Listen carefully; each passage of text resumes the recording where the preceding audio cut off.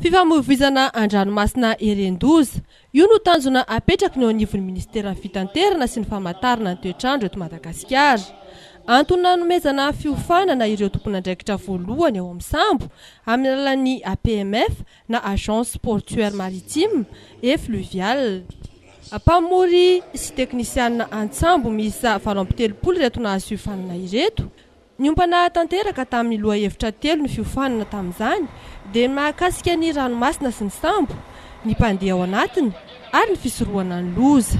Zéro accident moa zany zavatra zany amin'ny fitaterana ny ranomasina mba ahafahana misoroka ny loza an-dranomasina ka anatiny zany ezaka izany zany no niantsona ireo olona izay famperinasa mba hahazo fiofanana indray mandeha ahafahan'izy ireo misoroka zany loza izany. Raha tsika malalaka moa fa ny fitaterana ny ranomasina dia mivoatsa tatopato ary raha ohatra tsisy zany fampianarana zany dia mety tsy hanaraka ny fenitra iratsam-pirenena tsika na ny okoreo teknôlôjia vaovao izay tsy maintsy fantarina koa mba ahafahana miala sy misoroka zany loza zany.